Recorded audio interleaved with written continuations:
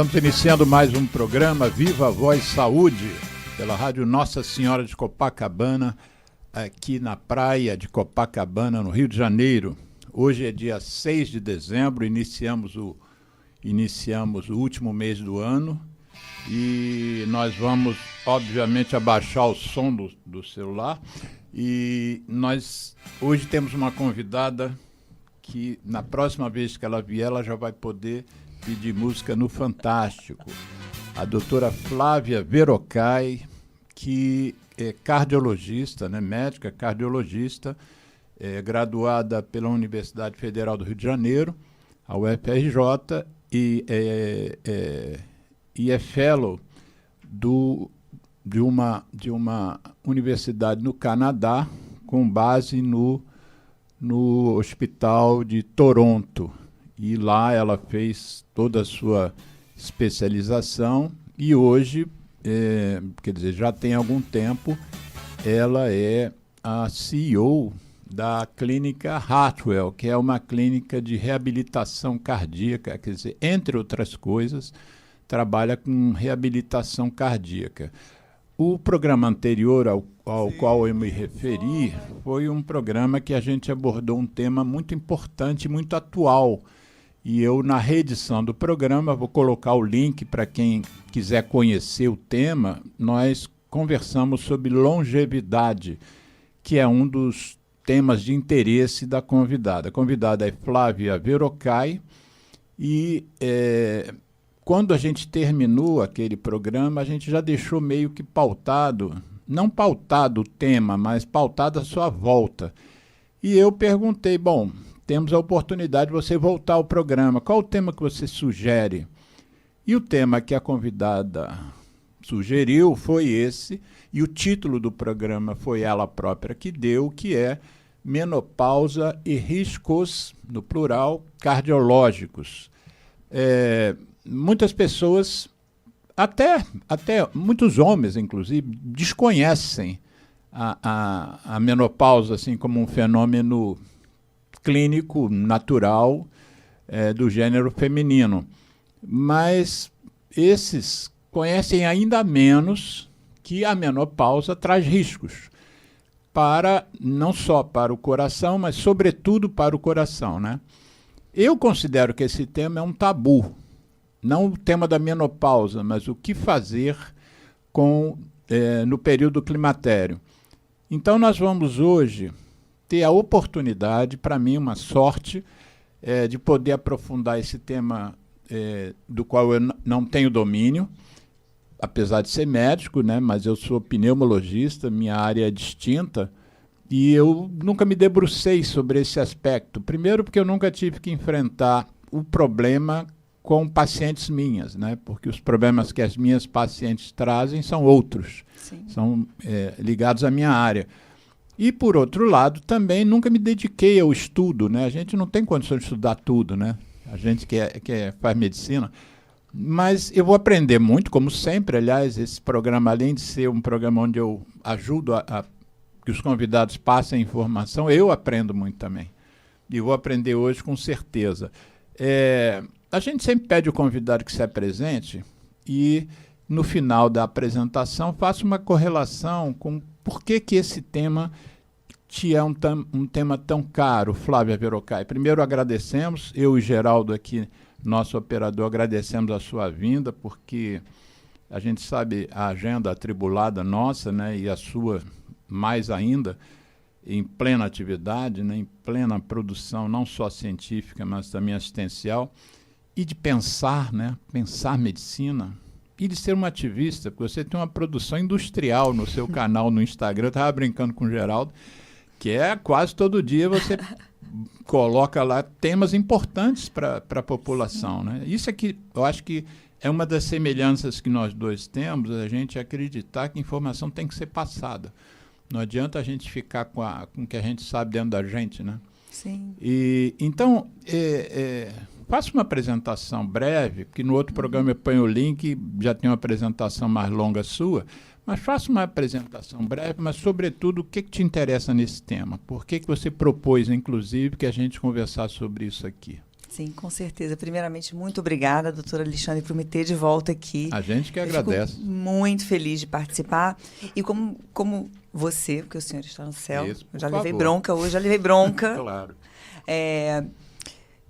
Continuando, eu agradeço e nós temos realmente o mesmo modo de pensar. A gente tem que propagar a informação correta, porque a mídia social tem muita desinformação, tem muita informação que não é correta e afeta, como as informações incorretas são de cunho médico, afeta profundamente a vida das pessoas. Não, e às vezes essas informações incorretas são passadas, inclusive, por médicos. Por e médicos, médicas, né? pois é. Então, assim... Vide a vacina. Quantos médicos foram contra a vacina da Covid? Com certeza, todo mundo sabe que quem me segue, quem te segue, sabe que a gente propaga informação com base científica. Fonte não é eu acho, fonte que eu tirei da minha cabeça não é. Fonte com embasamento científico que vai trazer benefício, ou então para atentar as pessoas para o que está acontecendo, né, no mundo atual. E como cardiologista, né, por que você gosta, por que você propôs esse assunto? Além de ser cardiologista, eu sou mulher. Né? Eu tenho não só pacientes, meus pacientes, eu até conversei hoje, eu tenho paciente, eu comecei do final, né? Eu comecei me especializando pelo transplante cardíaco, eu fui buscar lá no final o que a gente tem que ter, que é a prevenção. Então, da medicina reativa, hoje em dia a gente está tentando enfatizar e pregar a medicina preventiva, né? E o que entra nessa medicina preventiva? As mulheres, né? Hoje a gente, tanto para os homens quanto para as mulheres, a gente fala que os 50 são os novos 30, a vida está mudando, né? Hoje saiu, essa semana, a adolescência vai até os 32, gente, então os 30 são os 60 e vai aumentando, e vai aumentando, e vai aumentando com essa longevidade toda, né? E as mulheres com 50 anos estão em fase produtiva full, né? E a menopausa é um fator que não tem... Todas nós vamos passar, ou estamos passando, ou já passamos. Fato. E é um fator impactante na vida produtiva das mulheres, não só para as mulheres, como ao redor. E como as minhas pacientes estão envelhecendo, eu comecei a detectar algumas queixas muito comuns e eu comecei a me colocar no lugar delas. Mas aí sem associar ainda risco cardiológico. Eram sem queixas associar do período. Né? Do período, né? Da transição. Né? O climatério é uma transição, né? da mulher, que pode durar até 10 anos. Então, por exemplo, a idade média pode começar bem antes da menopausa propriamente dita. Geralmente começa, porque a menopausa é o marco. 12 meses sem menstruação. Isso. Acabou. Mas 10 anos antes, nosso corpo já está sofrendo mudanças. Isso me chamou a atenção. Aí eu comecei a ler, a estudar. E comecei a entender que as mulheres, desde o estudo do WHI, né, que foi um estudo grande, publicado no JAMA em 2002. Que é o WHI mesmo? É Women's Health... Bom, é a saúde da mulher. Essa coisa da saúde da mulher. Tá. Eu vou me lembrar ao longo. Mas os nossos assessores aqui já vão falar com a gente. Isso. Mas, então, a partir desse estudo que estratificou mulheres com mais de 60 anos, com comorbidades. O que são comorbidades? São doenças que aumentam o seu risco cardiovascular que vem com a idade. Exemplo, pressão alta, diabetes, colesterol. E estudaram a reposição hormonal. Resistência insulínica, obesidade, eu posso ir on and on. Tá. Pegaram essas mulheres e tentaram fazer uma terapia de reposição hormonal nelas. Então, pegaram um grande grupo. E eles estratificaram pelos sintomas vasomotores, que são sintomas que 80% das mulheres sentem, que são os famosos fogachos, né? Sudorese, fogacho, irritabilidade. Então, pegaram esses sintomas e estratificaram e definiram aí a reposição hormonal, né, estratégia. Só que viram que as mulheres estavam... O desfecho cardiovascular estava sendo muito frequente nesse grupo. de mulheres. Bom, elas têm comorbidades. Tinham E comorbidades e tinham idade mais avançada. Quais eram os desfechos cardiovasculares que foram observados? Desfecho cardiovascular, geralmente, que a gente observa em estudo clínico, grande, ensaio, robusto, é infarto, AVC e doenças cardiovasculares de todas as causas, né? Aí entra inclusive, insuficiência cardíaca. Insuficiência cardíaca, você também é expert nisso. Sim. Inclusive insuficiência cardíaca, né? Então, isso foi verificado. Felizmente, demorou, mas felizmente agora, em 2025, ou seja, 23 anos depois, após várias revisões, vários questionamentos, né? Quando você lê um estudo, você tem que ser crítico, você faz uma análise crítica daquele estudo. Então, quando você entende qual é a população que foi investigada e compara com os desfechos, você para e pensa. O que aconteceu ali? Por que aconteceu? Gente, será que isso está certo? Será que tem esse impacto? E aí, vamos observar, vamos estratificar. E revisando, mulheres que tinham menos de 10 anos na menopausa, mulheres com menos de 50 anos, o risco de a reposição foi neutro. Uhum. Então, não aumentou nem diminuiu. Os desfechos ruins. O desfecho cardiovascular, seja infarto, AVC, né? Então, aí, a partir daí, teve uma publicação na Circulation também, mais ou menos. Não, mas deixa eu até para eu acompanhar com mais facilidade. Chegou-se à conclusão de que uma mulher que entrou na menopausa aos 50 e foi analisada a situação dela aos 60, e essas mulheres tiveram tratamento hormonal durante esses 10 anos. É isso? Não. Não. O que foi... os 10 anos entram... O 10 anos é o marco do tempo da menopausa. Tá. Então, mais ou menos de 10 anos na menopausa. Tá. Né? O climatério é o que vem antes. Isso não foi estudado, o tempo de climatério. Uhum. Até porque é muito difícil você correlacionar sintoma, alteração hormonal, é muita coisa, eu acho. Mas fato é que o marco foi a menopausa. Então, mulheres que têm menos de 10 anos na menopausa tiveram benefício.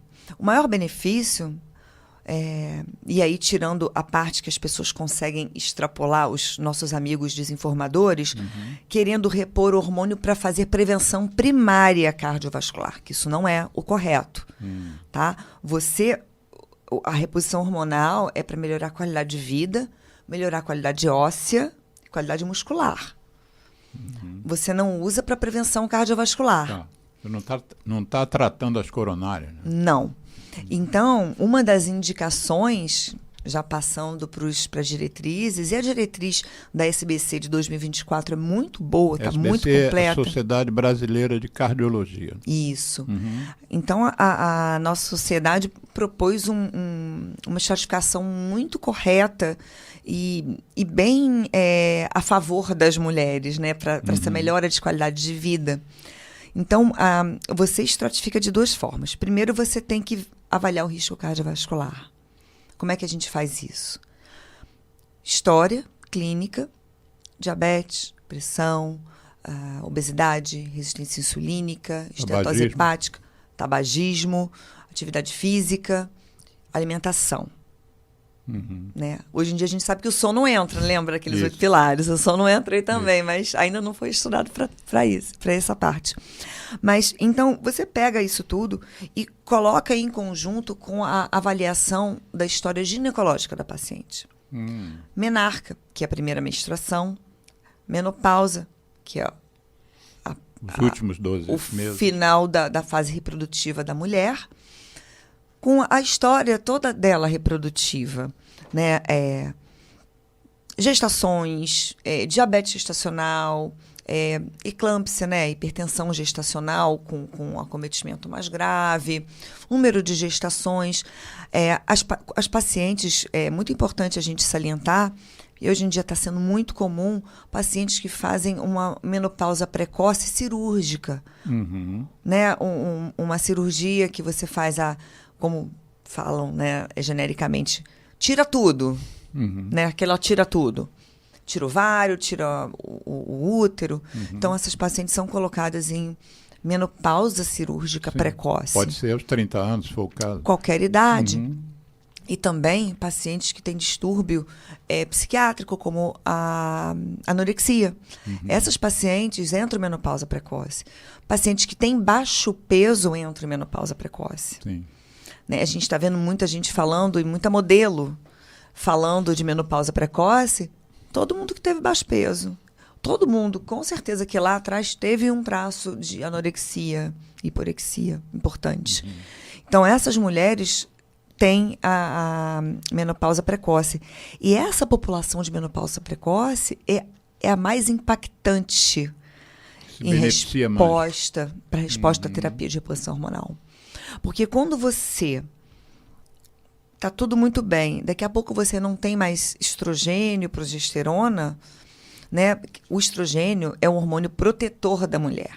É o hormônio que deixa o seu HDL, o colesterol bom, lá em cima e o seu LDL, que é o colesterol ruim, lá embaixo. Quando você muda isso, vira chave. Fala virada de chave. Porque literalmente é isso. Cai. De repente cai. Cai um, sobe o outro. Cai um, sobe o outro. Aí, eu não sei o que está acontecendo comigo. O que eu escuto? Tem alguma coisa errada, eu estou esqueço a chave, minha cabeça não está legal. Quase briguei com meu marido, quase divorciei do meu marido, quase matei o meu filho. Minha pressão sempre foi baixa. Né? Agora eu fui no médico, minha pressão estava 14. São sinaizinhos. Sim. Que às vezes não se ligam os pontos, né? A própria pessoa não liga. A própria pessoa e a maioria dos médicos. A maioria dos médicos também. Né? Tô cansada. Eu sempre fui à academia, eu sempre fiz tudo, eu sempre dei conta. Né? A mulher é o ser que dá conta. Sim. Né? E todo mundo espera que a gente dê conta, porque a gente tem que estar em casa, a gente é mãe, a gente é esposa, a gente tem que malhar, a gente tem que trabalhar, tem que dar conta. Isso. Quando você começa a não dar conta, a conta chega para você que é cobrada. Mas as pessoas não entendem que o que está acontecendo é uma super transição de hormônio no seu corpo. Então, não é só o estrogênio e a progesterona, até o seu intestino muda. O metabolismo todo muda. Então, o seu colesterol... O sono muda. Né? Um dos sintomas hoje, importantes é esse. Você tocou num ponto e eu sugiro às pessoas que pesquisem lá no Globo de hoje. Você leu o Globo de hoje? Eu não li, mas o Globo já de estou hoje informada. Tem uma página inteira sobre a relação entre sono e intestino. Sim. Porque a cada dia mais se estuda o intestino, né? Para as bactérias boas e ruins, aquele equilíbrio ali, como aquilo se reflete na nossa vida como um todo, né? E o sono também, a cada dia, se dá mais valor como protetor, né, da nossa saúde, né? Sim, é durante o sono que o nosso intestino metaboliza até mesmo hormônios. Sim. Né? Durante o dia, a gente está consumindo alimentos e, teoricamente, durante o sono, né, aquele período da noite, teoricamente, a gente não deve consumir alimentos, não é esperado. E ali acontece muito metabolismo. Por exemplo, algumas reposições, por exemplo, vitamina B12, eu sugiro que seja realizado esse horário, que é o pico do metabolismo da microbioma. E ali, nossas bactérias boas, eles vão metabolizar também nossos hormônios. Então, eles vão metabolizar para voltar para a circulação ou para não voltar para a circulação. E isso altera também e fica alterado. Quando fala em micro-organismo, fala em bactéria, em geral, a gente acha que é coisa ruim, né?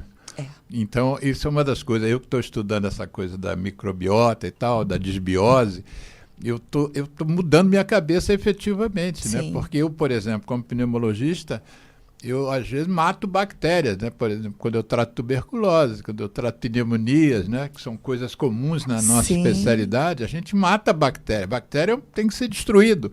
E, na verdade, às vezes essa destruição de bactérias que a gente chama ruim, quando tem indicação, você não vai deixar a bactéria da tuberculose tomar conta de você, senão ela vai te matar, né?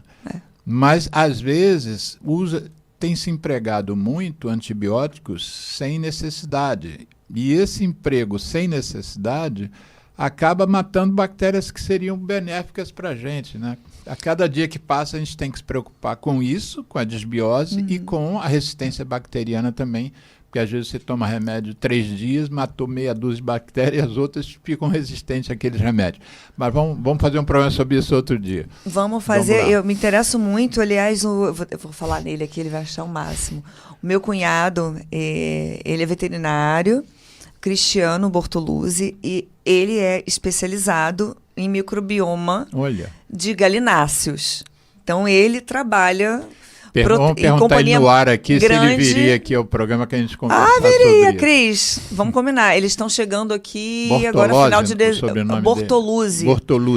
Ele viaja a Europa inteira, é a autoridade. Mas ele mora no Brasil? Não, ele mora no Texas. Ele mora no Texas. Mas estão chegando aqui dia 21 de dezembro. E vai ficar até quando? Vão ficar até comecinho, 7 de janeiro. Ai, meu Deus. Mas a gente marca uma entrevista. A gente marca uma entrevista. Vamos ver, vamos combinar isso.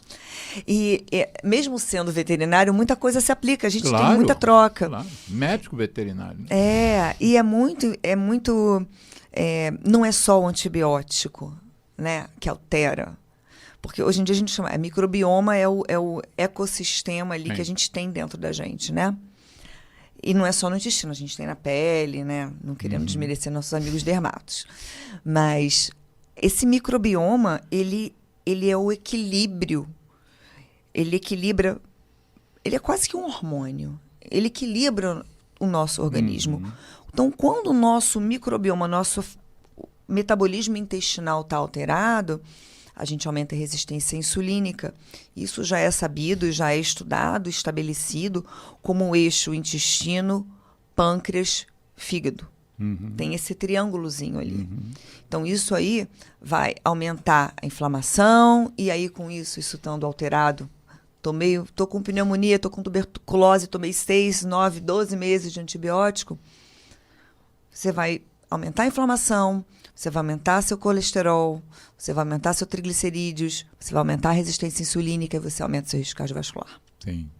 E deixa eu voltar a uma coisa que a gente falava, puxando a brasa agora para a minha sardinha, que é o seguinte, quando a gente estuda câncer de pulmão, quem melhor estudou isso ao longo de uns 30 anos para trás, foram as universidades dos Estados Unidos. E eles fizeram um levantamento, eles têm lá uma publicação chamada Câncer e Fatos, né? Cancer and Facts. E eu acompanhava Cancer and Facts anualmente. E eles publicavam um gráfico que mostrava o surgimento, o gráfico estava lá embaixo, câncer de pulmão, acima a mortalidade por câncer de pulmão. Então, nos homens, estava lá embaixo, em 1900, e já os outros cânceres matando os homens. Ao longo de 40 anos de cigarro, não foi nem de tabaco, porque tabaco já se consumia antes, não na escala industrial que se consumiu no início do século. No século XIX se consumia tabaco, mas menos. Mas a relação entre câncer de pulmão e tabaco é muito forte, cigarro, né? Então, em torno de 1940, 45, o câncer de pulmão passou a ser o líder em mortalidade masculina nos Estados Unidos. Esse estudo é da American Cancer Society, então só se refere aos Estados Unidos. Enquanto isso, as mulheres que não fumavam não tinham câncer de pulmão. As mulheres começaram a fumar no final da Segunda Guerra Mundial, em torno de a metade da década de 40 passada, e em 1985 foi a primeira vez que o câncer de pulmão nos Estados Unidos, em mulheres, ultrapassou e passou a ser o líder. E desde então ele é o líder, quer dizer, há 40 anos que ele é o líder. E uma das coisas que também a gente fazia uma comparação semelhante era infarto. Quem infartava era um homem, lá atrás. Mas aí essa história eu quero que você traga, que essa é a sua especialidade. São duas coisas.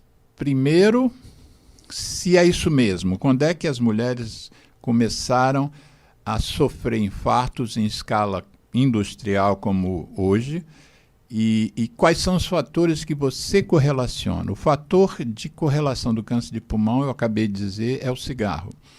Hoje em dia, a poluição tem contribuído também, a poluição ambiental.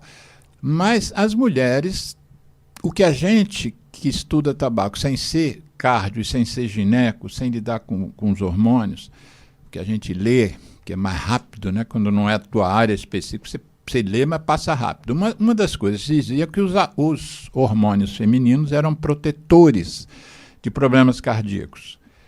E a gente dizia que o cigarro é um dos fatores de menopausa precoce. Então, a mulher fumante, ela entra em menopausa mais cedo e aí se expõe aos riscos cardiológicos, não sei se mesmo nível do que os homens, mas uma das coisas que a gente identificava é que, entre outras coisas, as coronárias das mulheres são mais finas do que as dos homens. Então, seria mais fácil de serem obstruídas e gerar um infarto que os homens.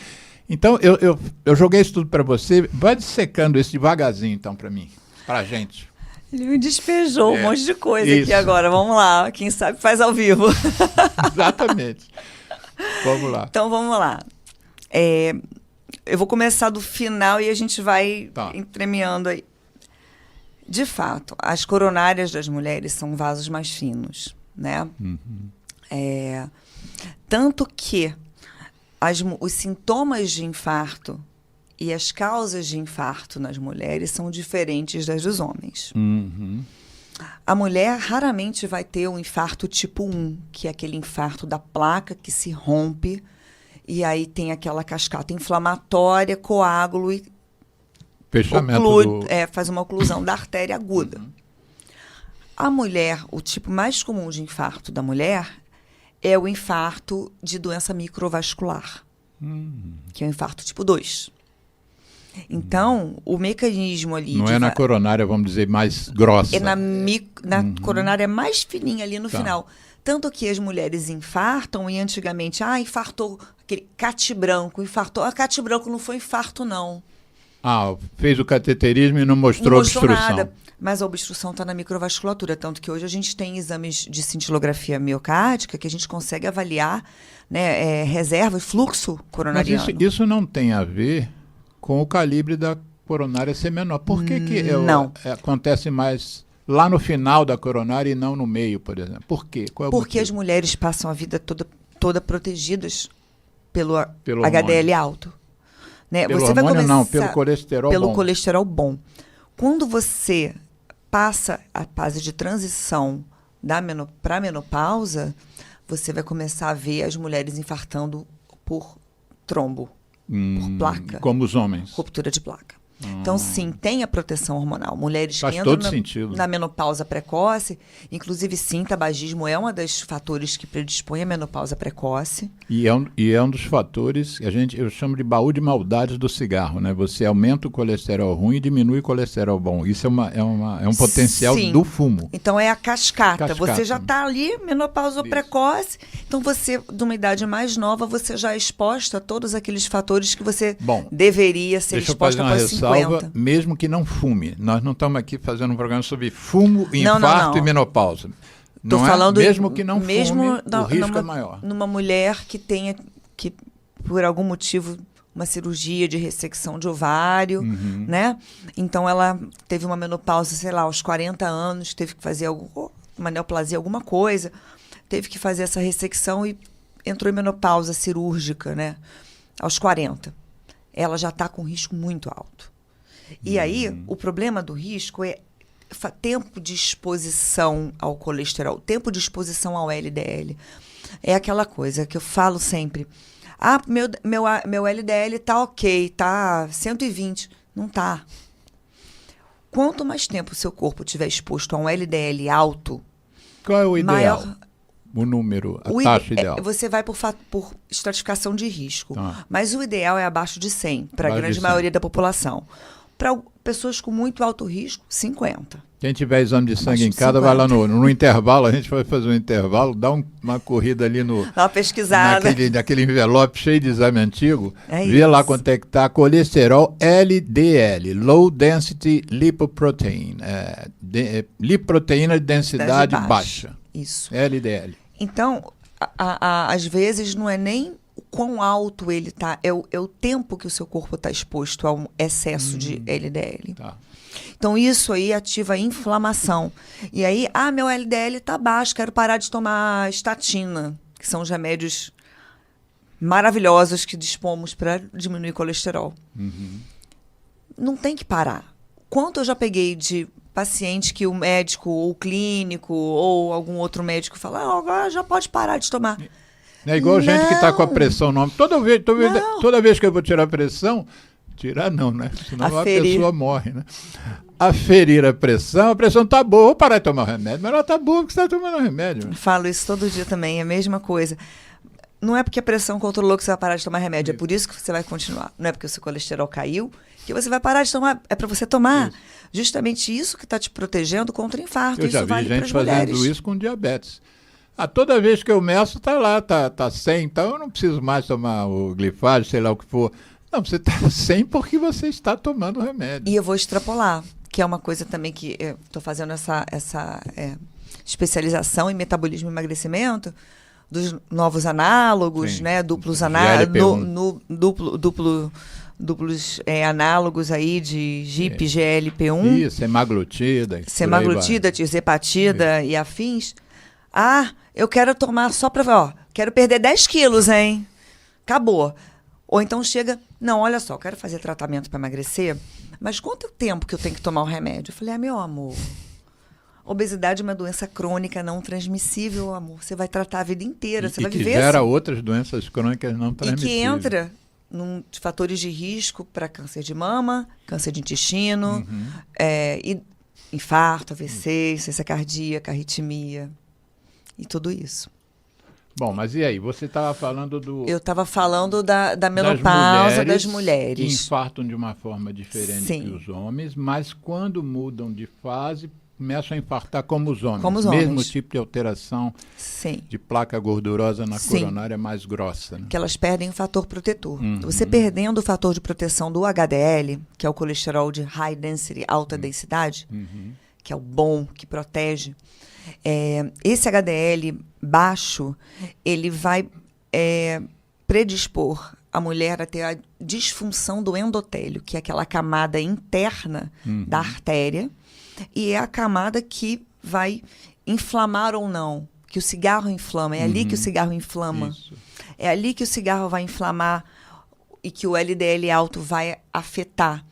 É que a glicose alta vai inflamar e que vai disparar proteínas sinalizadoras para inflamar mais ainda aquele endotélio. E aí não é só no coração. A gente vê carótida, a gente vê o cérebro, a gente vê a aorta abdominal, né? A gente tem isquemia também no intestino, né? As pessoas mais velhas têm, a gente vê muita isquemia de mesentério.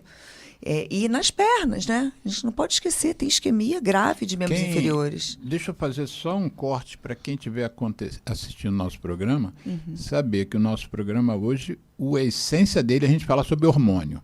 Mas nós temos um segundo bloco. Então, o nosso segundo bloco, a gente vai... eu vou demandar à convidada que a gente explore bastante indicação de tratamento, quais são os tratamentos, como é que é o tratamento, qual o objetivo do tratamento, qual o benefício, quais são os riscos do tratamento.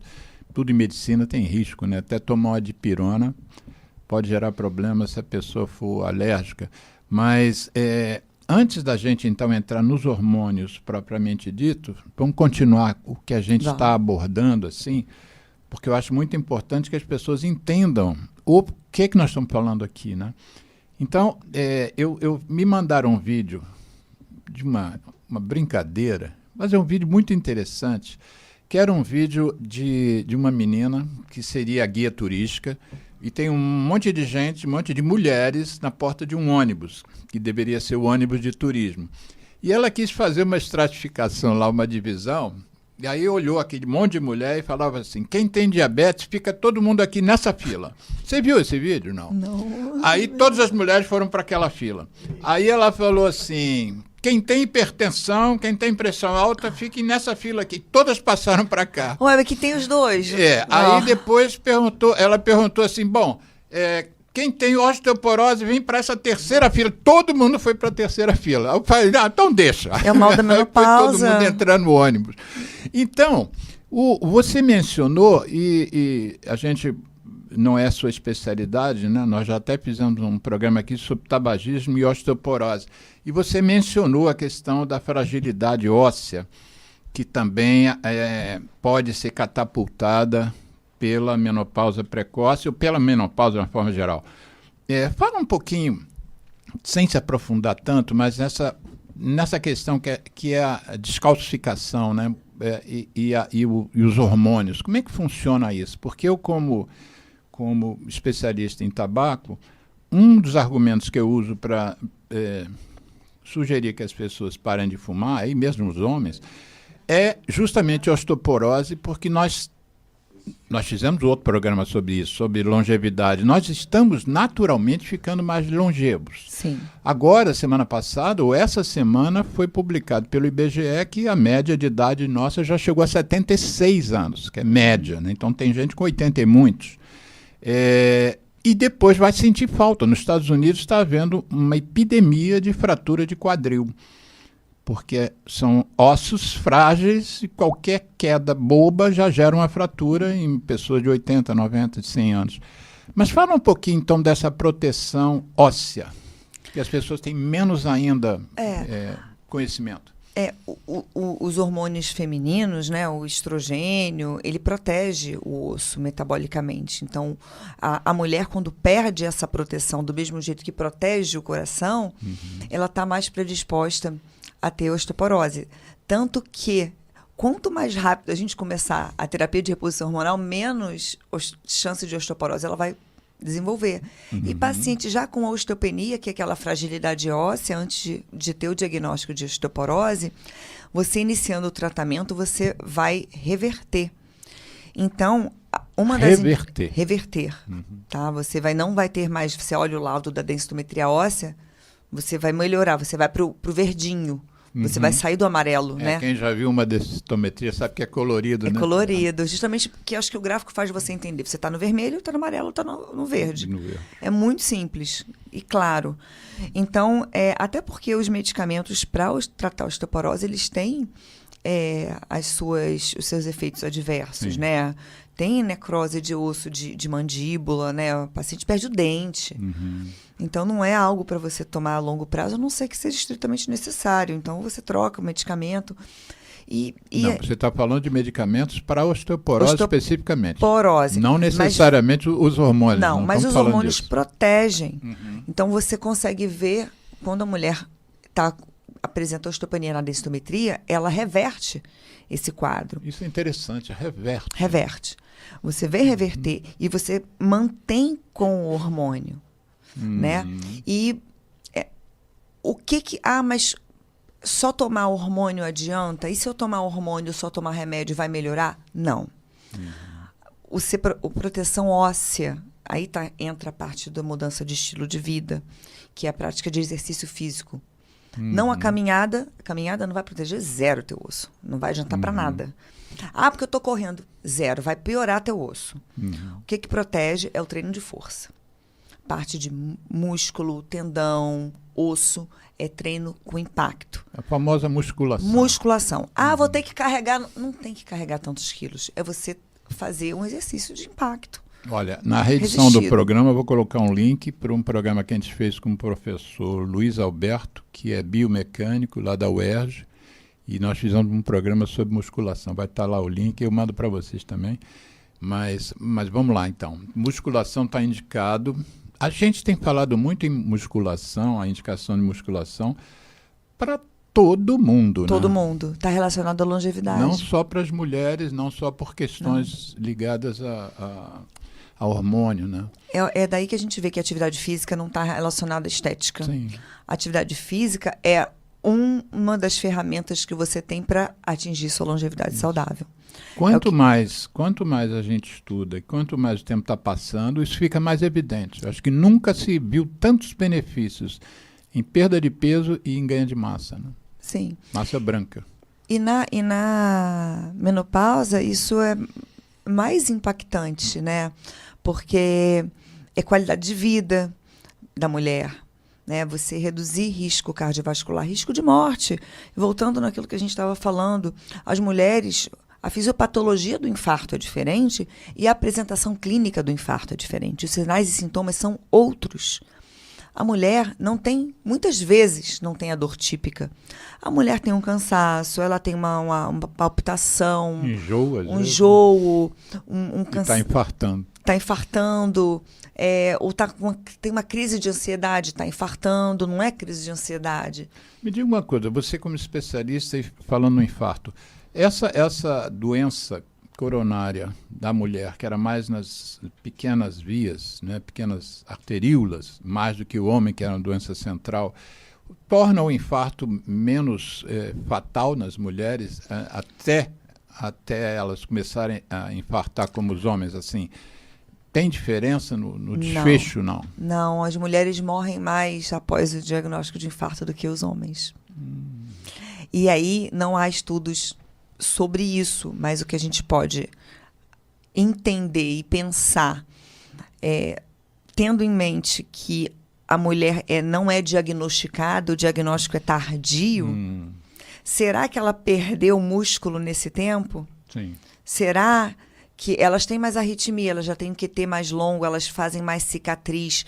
Será que tem alguma coisa aí para morte arrítmica, alguma coisa assim, que a gente não consegue ver? Eu tenho uma camiseta preta com letras amarelas grandes, dizendo assim: o cigarro maltrata as mulheres. Que dentro do nosso meio de pessoas que estudam tabaco, a gente tem isso bem claro.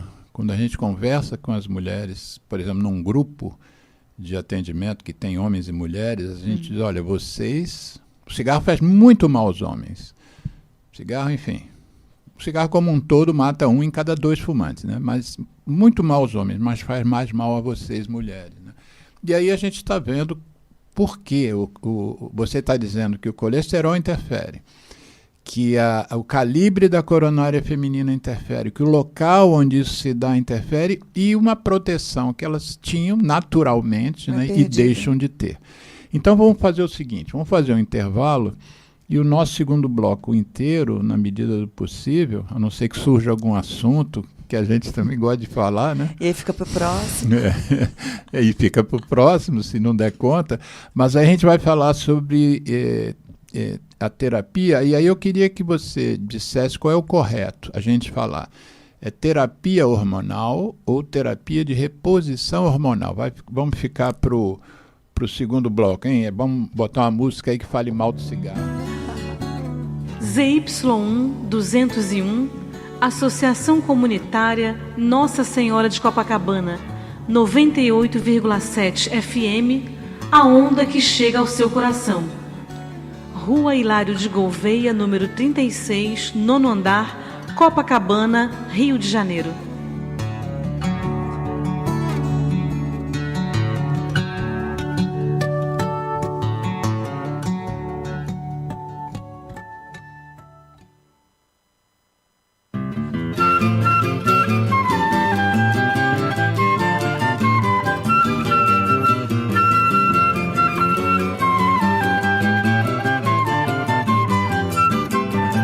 Sou fumante à luz do sol e do neon. Quem não gosta de cigarro desconhece o que é bom pra tosse. Também não sabe que a bronquite infernal, juntamente com pigarro, são meu charme matinal. Vivo soprando por aí muita fumaça, com alegria, pose e graça, perfumando os salões. E assim de cores consegui os tons mais belos. São meus dentes amarelos e marrons os meus pulmões. Para meus brônquios alcatrão é vitamina e a doce nicotina, esperança de troféu. Pois do tabaco hei de ter a minha flor, um fantástico tumor que me levará ao céu.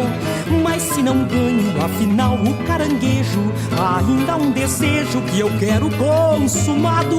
Já que eu não posso ter de tudo, eu quero parte, pelo menos um infarte pra também ser safenado. A impotência não assusta, camarada, vale mais uma tragada que o prazer sexual. O enfisema não está fora dos meus planos, pois fumante há muitos anos, o evento é natural. Uma gastrite duodenal, uma esclerose, finalmente em dupla dose, sei que um dia vou ganhar. E vou vivendo assim feliz a minha vida, até que a morte bem sofrida possa então nos separar. Para meus brônquios, alcatrão é vitamina, e a doce nicotina, esperança de troféu. Pois do tabaco hei de ter a minha flor, um fantástico tumor que me levará ao céu. Mas se não ganho, afinal, o caranguejo, ainda há um desejo que eu quero consumado. Já que eu não posso ter de tudo, eu quero parte, pelo menos um infarte pra também ser safenado. A impotência não assusta, camarada, vale mais uma tragada que o prazer sexual. Um enfisema não está fora dos meus planos, pois fumante há muitos anos, o evento é natural. Uma gastrite duodenal, uma esclerose, finalmente em dupla dose, sei que um dia vou ganhar. E vou vivendo assim feliz a minha vida, até que a morte bem sofrida possa então nos separar.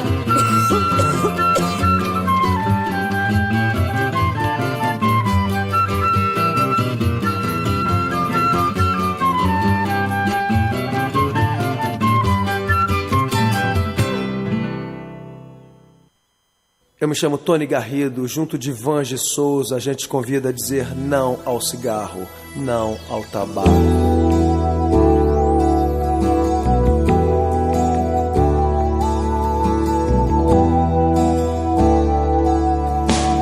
Em meio ao caos da fumaça de tantos carros e chaminés, somado ao ar já pesado, cigarros, charutos e narguilés.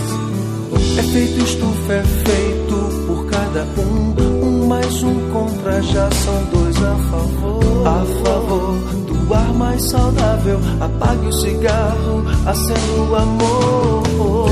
Eu trago a música, soa bem ao meu e ao seu ouvido. Eu trago a música, é o que temos sempre oferecido.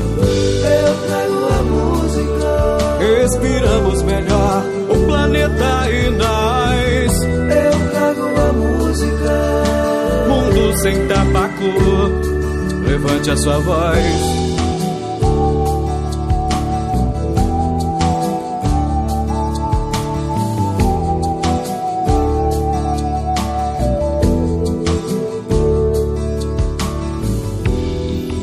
Eu trago a música, soa bem ao meu e ao seu ouvido. É o que temos, sempre oferecido. Eu trago a música, respiramos melhor o planeta e nós. Mundo sem tabaco, levante a sua voz. É feito estufa, é feito por cada um mais um contra, já são dois a favor. A favor do ar mais saudável, apague o cigarro, acenda o amor. Eu trago a música, soa bem ao meu, ao seu ouvido. Eu trago a música, é o que temos sempre oferecido. Eu trago a música, respiramos melhor o planeta e nós.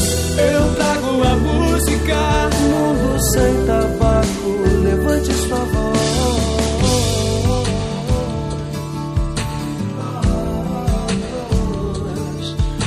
Levante a sua voz, levante a sua voz. Eu trago a música, respiramos melhor o planeta e nós. Eu trago a música, mundo sem tabaco, levante a sua voz. Eu me chamo Vange Souza, junto de Tony Garrido, a gente te convidou a dizer não ao cigarro, não ao tabaco.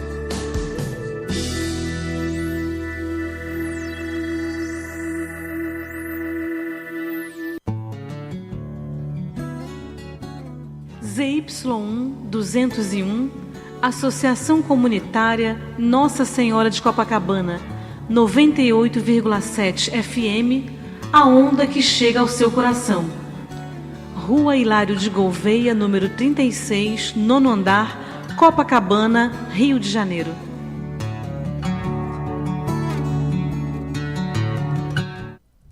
Queridos e queridas, estamos reiniciando o programa Viva a Voz Saúde. Foram 2 músicas que a nossa ONG gosta muito, né? O Centro de Apoio ao Tabagista. A música primeira foi a música de um juiz. Ele não era profissional, né? Ele era juiz lá em Brasília, Rômulo Marinho. E a música chama-se Fumante, que é uma brincadeira com as doenças que o fumo provoca. E a segunda música chama-se Eu Trago a Música, que o objetivo é não tragar fumaça, tragar música. E é uma música do Tony Garrido, nosso querido Tony Garrido, do Cidade Negra, e do Vange Souza. Eu Trago a Música, eu vou botar também, na hora da edição do programa, eu vou botar um link que eu tenho as 2 músicas já no nosso canal do YouTube. Bom, nós estamos, para quem estiver iniciando a audiência agora do programa, nós estamos no programa Viva a Voz Saúde, Rádio Nossa Senhora de Copacabana, que é aqui no Rio de Janeiro, e nós estamos tendo o prazer e a honra de ter uma super especialista aqui na área cardiológica e que me emociona muito, isso talvez ela nem saiba, né? Mas meu falecido pai era cardiologista, e uma das grandes frustrações que eu dei a ele, entre muitas, foi que não seguia a cardiologia, né? Eu fui estagiar num hospital do Andaraí, porque eu queria ver doentes. E na hora que eu saía da faculdade, o cardiologista que ele me arrumou não estava mais. E aí quem me aceitou foi um pneumologista. E eu traí o meu pai, né? Até hoje ainda fico questionando se eu devia ter feito isso. Mas não pela minha especialidade, que eu adoro, mas por ele. Ele realmente ficou frustrado, ele esperava passar a clínica dele, o consultório, tudo, e eu comecei do zero.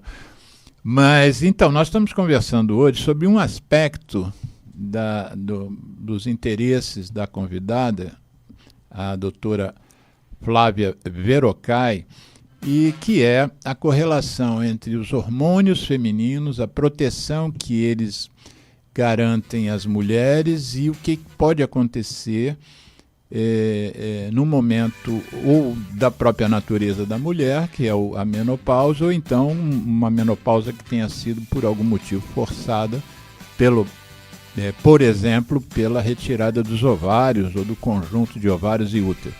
E a gente fez um trato aqui e eu pedi para que essa parte, então, esse segundo bloco, a gente pudesse gastá-lo integralmente com essa questão que para muitos é desconhecida, para muitos tem muitos tabus. Eu próprio tinha alguns tabus que eu fui perdendo, que eu li alguma coisa para poder te entrevistar e não passar vergonha aqui na sua frente. Mas, então vamos lá. Primeiro vamos falar um pouco, para quem não é da área, para os homens, por exemplo, que não vivem isso, não viveram. Como é que a coisa acontece? Como é que é a menstruação? O que é a menstruação? Você citou no primeiro bloco, você usou a palavra menarca, né? O que acontece na mudança do corpo e dos hormônios da mulher lá atrás, quando ela passa de criança, adolescente, enfim? Qual é o fenômeno que acontece? A menarca é a data da primeira menstruação. Sim. Quando a mulher começa a produzir os hormônios, né, em alta escala, basicamente. Em torno de, em média, que idade? Isso varia, né? Gira em torno de 12, 13 anos, algumas mais cedo, algumas um pouco mais tarde. Né? Mas é quando começa a fase reprodutiva da mulher. Sim. Né? Então, estou produzindo, óvulos estão a postos aqui, vamos embora. Sim. E ela passa essa fase toda reprodutiva, que vai da menarca até a menopausa. Então, quando ela chega na menopausa, a menopausa é caracterizada por 12 meses consecutivos sem menstruar, né? Mas 10 anos antes disso, o corpo já começa a apresentar sinais, começam a haver alterações hormonais. Aí, alterações sutis, né? São sinais e sintomas muito sutis, muito gerais e genéricos. Você já mencionou alguns aqui no primeiro bloco. Um dos que você não tocou E é um que eu percebo que é frequente, eu não sei se pré-menopausa ou mais normalmente durante e após, que é a questão do tal do fogacho, né? A pessoa começa, às vezes a pessoa passou a vida toda sendo friorenta e de repente ela começa a ter uma sensibilidade ao calor extraordinária, e isso às vezes é a principal queixa da pessoa. Sim, eu falei, 80% das mulheres mais ou menos sentem fogacho. É o sintoma vasomotor e é a principal indicação de terapia de reposição hormonal. Né? É fogacho e aquela sudorese. Do nada você está bem, daqui a pouco você está suando que nem como se você estivesse no deserto do Saara. E todo mundo achando que a temperatura e todo mundo ambiente achando que, tá você vê, ótima. meu Deus do céu. Assim, se amanar e as pessoas te olhando com uma cara estranha. O que está acontecendo com você? Né? Então, assim, e esse calor, tem um calor, o pior desses calores, desses fogachos, é o noturno. Que eu tenho pacientes e amigas que vêm para mim e falam, eu estou com ar-condicionado a 18, 20 graus com cobertor. Daqui a pouco eu estou tirando o cobertor, botando o negócio a 16, se não tivesse 10 eu colocava. E o marido do lado, o que é isso? Você tá maluca? Tipo, vai, o que você decide? Aí daqui a pouco tá com frio de novo, escola toda. Põe o negócio para cima. E aí altera o sono também, né? Claro, Mais um fator para alterar o sono.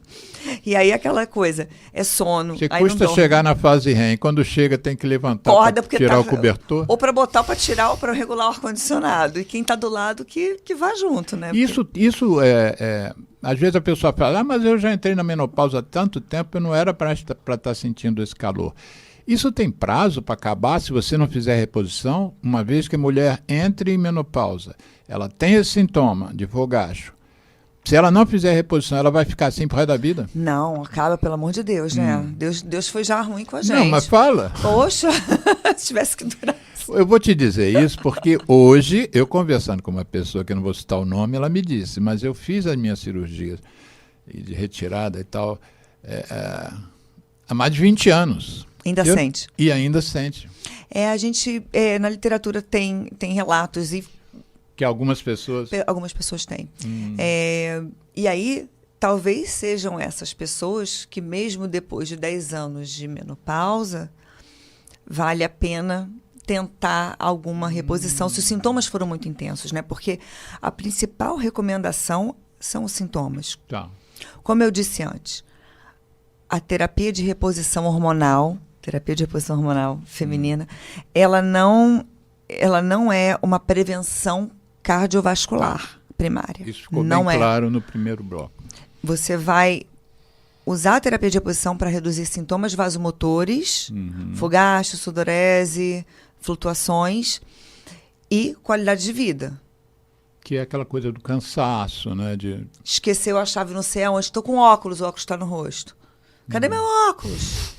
Eu já vi vários. Né, assim, tô com óculos aqui.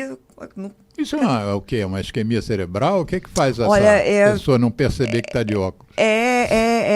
Bom, enfim. Que uma coisa é o Eles esquecimento, chamam de brain fog.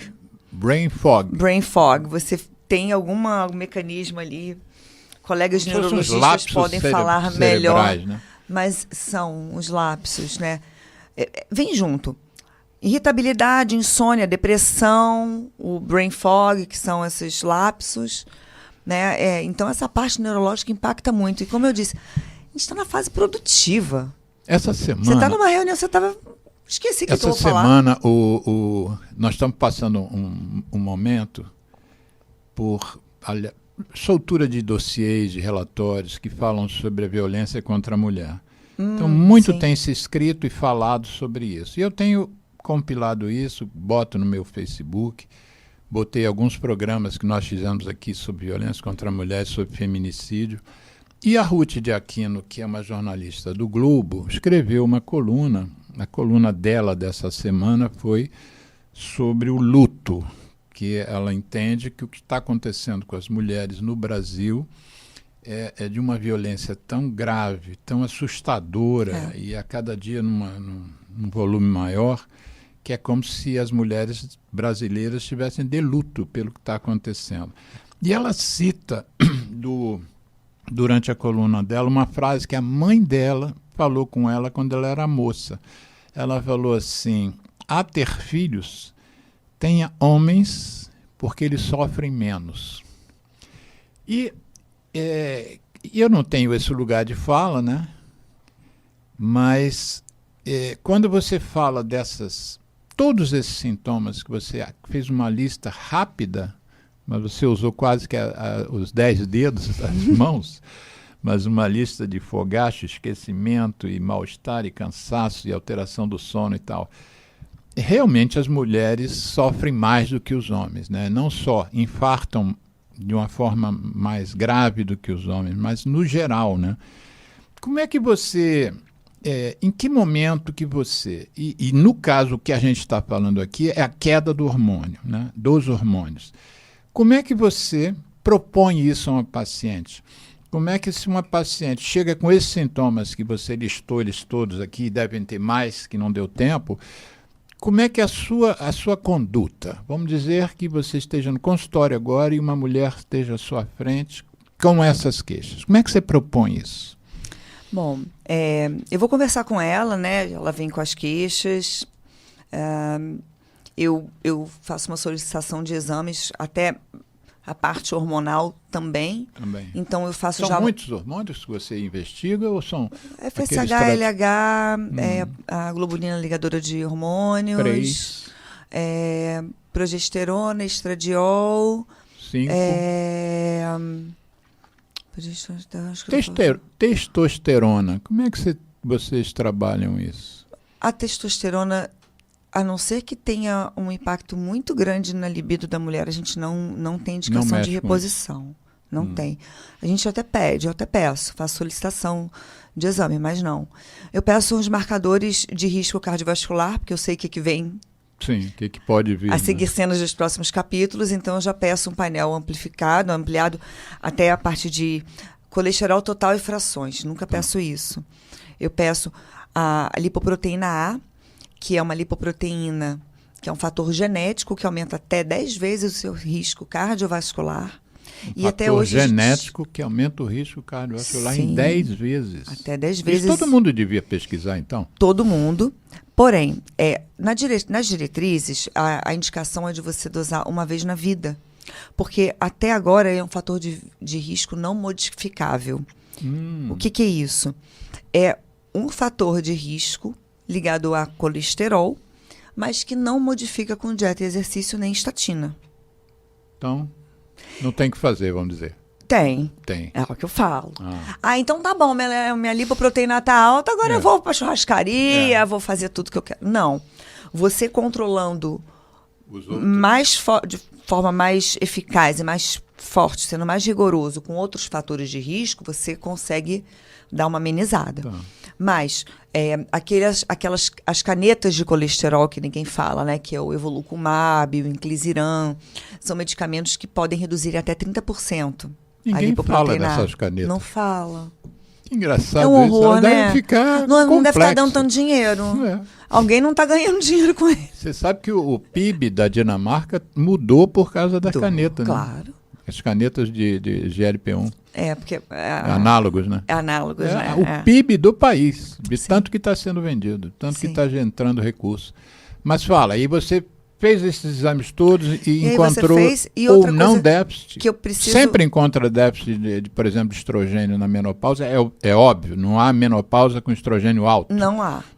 Não há. Você começa a ver a primeira alteração do eixo, né, do FSH, daqui a pouco o estrogênio cai, tal, progesterona, e você vai ter que ir avaliando conforme, né? Uma outra coisa que eu sempre peço, e aí isso é uma conduta minha como cardiologista, você começar a estratificar seus pacientes para risco cardiovascular desde os 40 anos. Né? Então, um exame que mostrou-se em grandes estudos também, e que literalmente para estratificar risco coronariano, é o score de cálcio. Você não faz a angiotomografia das coronárias, mas você com o score de cálcio, ele já te direciona para quão baixo você vai querer o seu LDL, né? O quanto você vai dar de estatina, o quanto você vai ser enfático em controlar os outros fatores, como glicose, exercício, dieta, etc. Então, uma coisa que nós não falamos, quando a gente falou, por exemplo, em osteoporose, a gente associou a baixa do hormônio a uma maior condição de osteoporose, mas a gente não falou no cálcio ósseo mesmo, aquele que a gente vê descalcificação numa densitometria ruim. O hormônio interfere na produção também de cálcio? Ele interfere na parte da absorção, do metabolismo do cálcio no osso. A absorção. Então, ele está ali junto com a vitamina D, né? É tudo lipofílico ali, Sim. né? São os hormônios. Então, você precisa daquele ambiente do preparo do hormônio, que é a base de colesterol, diga-se de passagem, né? O estradiol tem colesterol, a testosterona. Todos os hormônios sexuais são a base de colesterol. Então, não quer dizer se você tomar estatina, você vai parar de produzir. Pelo amor de Deus, não me venham com essa, porque eu já ouvi uma pérola dessa. Você vai baixar o... Nossa. As pessoas vão além. Não? Vão. Mas, então, aquele metabolismo lipídico ali, você tem a vitamina D, e aí você repõe vitamina D e você repõe a vitamina K2 para você direcionar aquele cálcio da dieta para absorção óssea. Tá. Né? E aí você aumenta a densidade do Aumenta osso a densidade diminui a óssea. osteoporose, que é o contrário, Sim. né?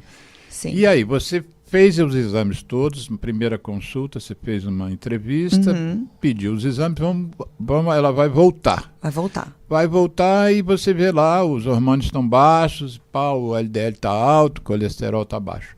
E aí você propõe isso a paciente. Eu proponho. Né? O médico não impõe nada ao paciente, né? Não. Você justifica e propõe. É sempre um bate-papo comigo. Né? Eu pego o computador, eu viro, que nem tá... Viro aqui. Nem essa tela aqui. Vamos dar uma olhada no seu exame. Vamos junto comigo. Ó, eu abro o exame e a gente vai um por um. Tá. Aí eu vou pegando, vai anotando aí. Ou eu anoto. Que, ó, esse aqui tá ruim, anota aí, ó. Isso aqui, tal. Aí depois que a gente vê que tá... O que tá de alterado?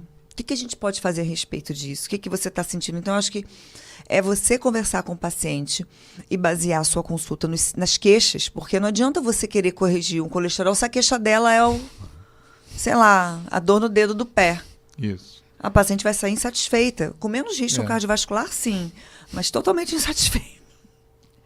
Então, é uma questão, olha, vamos lá, você está se queixando, você está irritada, você está com falta de energia, você não está conseguindo fazer atividade física que você sempre gostou, e, tá ganhando aquela gordurinha ali na região abdominal, né, alteração hormonal. Hoje em dia está sendo muito combatida também, né? Sim, isso aí é um não tema para outro. Não combatida do ponto de vista estético, do ponto de vista Isso clínico. aí é outra coisa que eu bato muito na tecla. Cintura abdominal. Então, assim, essa é a queixa, olha, então o que a gente tem que fazer? Você está passando por um período de transição hormonal e, baseado nisso, a gente temos calculadoras de risco cardiovascular. Eu abro a calculadora Prevent da American College of Cardiology. Vamos calcular teu risco. A gente tem a sua hemoglobina glicada, seu LDL, seu HDL, sua idade, tabagismo, não tabagismo, história familiar. Põe tudo nesse caldeirão aí, nessa panela, para a gente poder começar a estratificar e tirar. O que a gente vai fazer primeiro? Olha, vamos ter que tomar estatina? Ok. Vamos ter que emagrecer? Vamos oferecer um tratamento para obesidade. Tá. Mas a gente não pode só tratar isso se não tratar o hormônio. As pacientes têm tabu quanto a isso, não? Hoje em dia, não. O hormônio eu não quero. Sabe de quem mais eu encontro tabu para reposição hormonal? Do ginecologista. Do ginecologista. Muitos ginecologistas, ainda mais antigos, não me ajudam nisso. Qual é o receio deles? Eles não sei se é... Deus que me perdoe falar. Porque ele, ética. teoricamente, ele é especialista em mulher, especialista né? em mulher. Mas eu vou te falar, eu não sei por quê. E eu estou falando até de pacientes muito próximas minhas, que eu sei quem são os ginecologistas. Sim. E tem gente até que foi professor meu. E assim, eu deixo muito confortável. Eu falo, olha, se você quiser, eu te mostro por A mais B. Tem aqui, eu já tenho tudo na mão. Ó, tem estudo, papapá. Todo mundo já me segue no Instagram e já sabe o que eu prego, o que eu falo. A gente mostra estudo. E quando tem indicação de repouso, olha, não tem. Eu tenho até pacientes que têm um nódulo na mama que o mastologista não vai, repõe, a gente vai acompanhando. Hoje em dia a gente tem tanta tecnologia que não tem por que a gente não usar a nosso favor. Sim. A gente dá pra gente fazer ressonância de mama, por exemplo, se está na dúvida de algum nódulo.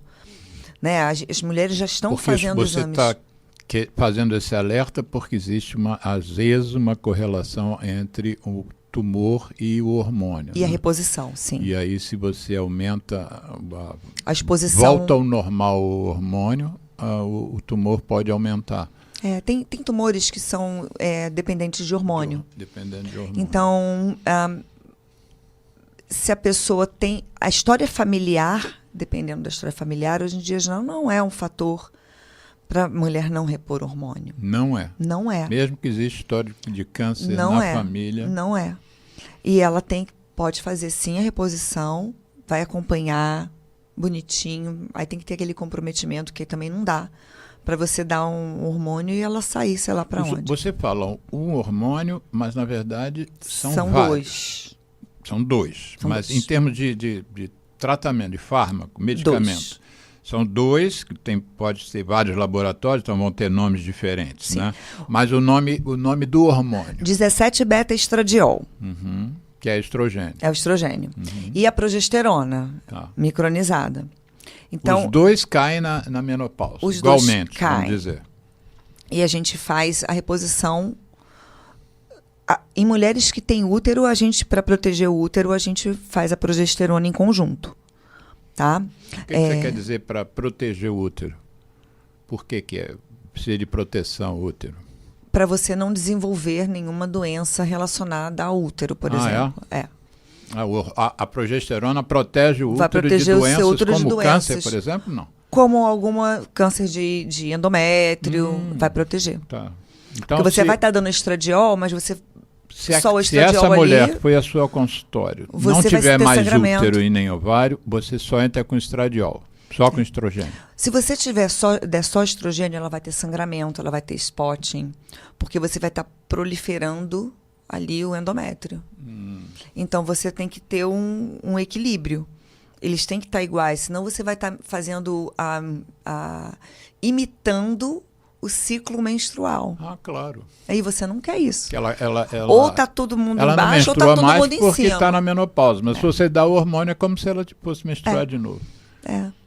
Mas isso não faria mal a ela, mas não faz incômodo, mal. né? Não faz mal. Não faz mal. E Não dá outra incômodo coisa, nenhum. a gente fala, um dos temas de quem está lidando com as tais canetas, que eu não gosto de chamar de emagrecedoras, mas é como chamam, né? Eu acho horroroso. Porque eles são medicamentos que alteram o eixo hormonal. Isso. Se vai emagrecer é outra questão. Mas uma das coisas que está se colocando em pauta em relação a elas é que você parando, por exemplo, você emagreceu, parou, ganha peso de novo. Ganha. Isso é agora mesmo, essa semana saiu um estudo bem importante sobre isso. Aí você está dizendo o seguinte, nós vamos entrar com um hormônio, porque essa paciente não produz mais os hormônios, porque E qual é o tempo desses hormônios? Ela vai tomar a vida inteira? Não vai tomar a vida inteira. Como a gente mesmo falou um pouco antes. Relembra. Tem mulheres que não sentem mais nada depois de um tempo. Mas tomando hormônio. É igual Sem aquela história hormônio, da pressão. Passou pela fase de transição, não sente mais nada e fica... Nem começou a tomar o... Exemplo, a minha mãe, na época que a minha mãe passou por isso, era contraindicado. Então a minha mãe não tomou hormônio, teve sintoma, depois que acabou. Mas e o tal risco cardiológico? Aí ficou com ela. Não, mas o risco Ela é tabagista. O risco não é o sintoma de calor, de fogagem. Não, o risco cardiológico... é cardiovascular. O risco aí, você já muda. Não, no caso da sua mãe. LDL alto, tabagista, tem dislipidemia, tá com a gordurinha aqui. E não produz hormônio. Não produz hormônio. Tá. E aí? Aí, dá canetinha para emagrecer, para perder a gordurinha daqui. Dá estatina e medicamento para parar de fumar. Tá. E reduziu bem, graças a Deus. Mas e se a pessoa, vamos dizer, ela não consegue fazer isso sozinha, ela tem sintoma e você entra com hormônio. E você diz que, teoricamente, não é para tomar a vida inteira. Não, mas aí você tem que acompanhar a paciente. Então, como né? é que é Como esse todo processo? médico, a gente acompanha o paciente e vai avaliando, faz o exame de sangue, vê como é que você vai ajustando. Porque o que eu falo, Não é porque eu fiz uma prescrição para você, seja de qualquer medicamento agora, que daqui a 1 ano a prescrição vai ser a mesma e na mesma dose. Sim. Você entende Sim, muito bem isso. Claro. Né? Você está prescrevendo um remédio X na dose Y, daqui a um tempo pode ser que a dose vire Z. Isso. Ou então... A gente tem medicamentos que são broncodilatórios, aquelas bombinhas. Sim. Tem um que é 6 por 200, aí tem outro que é 12 por 400. Aí o médico vai avaliar se precisa aumentar ou reduzir, né? Isso. Mas aí você... Quanto normalmente, é difícil falar em média, mas quanto tempo você trata uma mulher depois que você começa até achar que pode suspender? Isso tem uma média, mais ou menos? Quantos anos? Na minha prática, não. Eu, por enquanto, estou tratando todas. Sim, por enquanto você não suspendeu ainda de ninguém. Por enquanto eu não suspendi de ninguém. Tá. Já mudei dose? Muitas. Doses em curto período, baseado em sintoma, porque a gente faz ajuste fino. Tá. Né? E aí, quando você pega o equilíbrio ali, atinge o equilíbrio, você vai acompanhando mais espaçadamente, conforme sinais e sintomas. Dos hormônios, como é que é? O SUS banca isso, não? O hormônio não banca. Não. Então o Sistema Único de Saúde não privilegia as mulheres que não têm dinheiro. Não. Então é quase que seria uma discriminação. É né? caro. Não Mas é barato. Proibitivo, mais ou menos? Assim? Porque as canetas emagrecedor também não são baratas, né? Não são Às baratas. vezes tem R$1.000 por mês ou mais. Mais, né? A genérica, né, brasileira... Você está falando das canetas. Da caneta. Tá. Ela não é tão cara, mas também é cara, tá? Porque ela custa entre R$600 e R$800. Isso, por mês. Por mês, da dose mais baixa. O salário mínimo é R$1.500 por dose mais exemplo. baixa. Uhum. Agora, e os hormônios? Os hormônios não custam tão caro, tanto quanto, mas você imagina, né? Dependendo da fase de vida, a mulher não sabe quanto tempo mais vai trabalhar, tem família, está naquela fase de filho, e às vezes o filho está ajudando em casa, mas aí casa não está mais ajudando em casa. Uhum. O contexto todo, né? Que a gente vive isso muito no ambulatório lá da Rocinha, que a gente faz. Então, assim, o tratamento muda. Você não consegue tratar da mesma forma, nem que você queira. As pessoas, não dá. Para elas, a conta não fecha. Mas se isso não seria compensado, por exemplo, com menos infarto, menos AVC? Seria. Eu acho que o impacto no Sistema Conitec Único de Saúde seria importante. Discussão? Não tenho esse conhecimento, mas com podia certeza o impacto sobre isso, hein? Se no a Conitec avaliou custo e benefício. Aí eu não sei. O infarto é caro. Qualidade de vida. E o infarto é caro, não. O que vem depois do infarto é mais caro ainda. Sim. Até porque, aí eu já vou mais, nós não temos um programa de reabilitação cardiopulmonar no SUS. Sim. Uhum. Que é o que vai melhorar, é o que vai reduzir morte, é o que vai reduzir reinfarto. Uma das coisas que você mais fez no Canadá, né? Sim, reabilitação. Uhum. E aqui a gente não tem, é uma coisa que é inatingível. Isso é muito frustrante, né? Muito. Muito frustrante. Eu, na minha área, por exemplo, a gente quer às vezes fazer oxigênio terapia domiciliar, porque tem pacientes que têm uma insuficiência respiratória grave e é difícil conseguir oxigênio líquido, né? Mesmo concentrador, às vezes não consegue. É difícil. É difícil e não é barato, não é todo mundo que pode.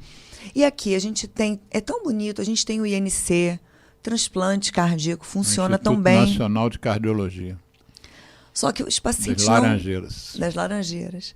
Só que eles não têm um programa de reabilitação. O INC não tem um programa de reabilitação cardíaca? Não tem. Eles têm alguma coisa que nem sei se tem ainda, mas é selecionadíssimo. Então, assim, você tem que ter um programa de reabilitação cardiopulmonar, tanto para pacientes com DPLC, para pacientes com câncer, para pacientes com doença cardiovascular. Antes que eles piorem a ponto de precisar de um transplante ou algum outro tipo de tratamento, ou então tenham um desfecho negativo. Além da melhora na qualidade de vida, né? Se você faz ou não faz a reabilitação. Né? A qualidade de vida é um marcador importante, mas o número de rehospitalização, o número de medicamento reduz, sim. Tudo isso é custo. Tudo isso é custo. O insuficiência cardíaca, eu posso dizer que a gente fez um trabalho no ICES, no Canadá, que é o Instituto de Estudos e Pesquisas em Cardiologia, mostrando o impacto no custo do tratamento da insuficiência cardíaca a longo prazo da hemodiálise. Os pacientes, quando não morrem, Sim. quando não transplantam, eles ficam ali. A evolução natural da doença cardiovascular é a insuficiência renal. Sim. E o custo disso para o sistema é altíssimo. Diálise é caro. Eu te juro que eu vou fazer essa pesquisa. Eu vou lá nos anais da Conitec saber se eles discutiram se vai. Não, você vai fazer comigo, fazer não passa junto, a bola, não. Saber se eles avaliaram o benefício de você. Mas afinal de contas, se eu quisesse, se eu fosse mulher e hoje aceitasse a sua orientação, eu gastaria quanto por mês com hormônios? Olha, vamos dizer que fosse os dois, estradiol e progesterona. Mais ou menos, um chute. Tá lá. Vou ser crucificada aqui, vamos falar mal de mim. Não, depois... Vou chutar, hein? Nós não estamos falando nome comercial de droga nenhuma. Não estamos, não. Não. Vamos R$200 mais ou menos. Sim. Médio. Seria esse o valor. Eu acho estranho. Não é caro para o sistema Não oferecer. seria tão caro para o sistema. A gente está tendo agora... Ontem saiu uma notícia bem divulgada e que eu também estou ajudando a divulgar, que o Ministério agora vai dotar o país inteiro da vacina do vírus sincicial respiratório, o VSR, para toda a gestante depois da 28ª semana. Se você for hoje numa clínica de vacina fazer uma vacina, é caro. É caríssimo. Mas eles chegaram à conclusão de que você proteger os bebês, proteger os fetos, né? Ainda, obviamente, intraútero, vale a pena o investimento. Eu acho que se a gente fizesse uma análise de quanto custa um desfecho ruim... aquela análise custo-efetividade. Custo-efetividade, exatamente. Vamos pesquisar isso, então. Olha só, eu acho que a gente, como sempre, não tem a capacidade de esgotar todo tema nenhum. Isso eu até comentei 7 minutos, o Geraldo está me falando ali. Eu até comentei isso no programa passado, que quando eu comecei nesse programa 10 anos atrás, eu ficava frustrado, porque não tinha se abordado tudo que se poderia.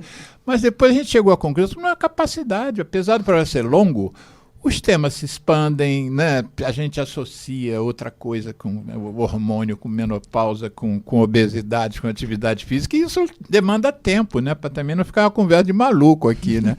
A gente tenta explicar tudo que a gente propõe, né? Vocês, os convidados. Então, 2 coisas, para a gente não encerrar o programa sem ficar no ar, contatos que as pessoas possam entrar em contato com você. Quais são os contatos que você disponibilizaria? A gente... Fica à vontade, aí depende de você. Então, tem o Instagram, @DRA Flávia Verocai. DRA de doutora, sem ponto, né? Isso, tudo junto. Tudo minúsculo. Flávia Verocai. É italiano, não é? Italiano. O canal no YouTube, DRA Flávia Verocai. Também não tem ponto? Não tem ponto. Doutora DRA Flávia Verocai no YouTube. Estamos também no Spotify, Verocast, que foi uma pegadinha com o meu nome. Tem o Instagram. Verocast é Verocai e Broadcast. Né? Verocast. A gente tem também o Instagram da clínica, Clínica Hartwell. Essa é mais difícil para o pessoal pegar. Vai ter que botar aqui no... O Heart é de coração, né? É H-E-A-R-T. E o Well é de bem. O wellness para o coração. É a longevidade que o símbolo remete ali ao símbolo do infinito. Você me deu uma xícara. Uma caneca. Eu esqueci, eu te dei a camisa e a caneca. E eu esqueci o seu boné, que eu faço questão. Eu esqueci o boné dele. E vou usar, porque eu tô passeando muito com o meu cachorro. E aí eu vou começar... Dezembro laranja, evitar câncer de pele. Exatamente isso. Que o meu cachorro, semana retrasada, tirou um tumorzinho de pele. E eu acho que é porque um dos horários que a gente usava é aquele horário impróprio, né? Entre 10 e 5 horas da tarde. E aí eu quero usar o meu bonezinho. Vai ter o maior prazer. Mas eu estou me lembrando da caneca, porque a caneca está escrito Hartwell, mas tem o símbolo do infinito, isso, né? Que de uma certa maneira seria a longevidade, né? E eu acho que os hormônios não deixam de ter uma correlação com a longevidade, não no sentido só do tempo, mas quando a gente fala em longevidade, e o seu programa foi exemplar, anterior, né, o programa anterior, porque nós estamos falando também em qualidade de vida. Não é só viver muito, é viver muito, mas viver bem, viver com menos dor, com menos suporte. Viver saudável. Lifespan, health span. Fala isso, traduz. Né? Tempo de vida versus tempo de vida com qualidade. Sim. Tempo de vida saudável. Então não adianta nada eu chegar aos 90 numa cama, né? Adianta eu chegar aos 90 viajando, tendo funcionalidade, sendo produtivo de alguma forma. Então é para isso que... Mais algum contato? Você já deu YouTube, Instagram, deu o da clínica, o Instagram da clínica. Tem o WhatsApp para marcar a sua avaliação, consulta, teste cardiopulmonar. 21, Rio de Temos Janeiro. polissonografia na clínica. Mas qual é também. o número? Qual é o número primeiro?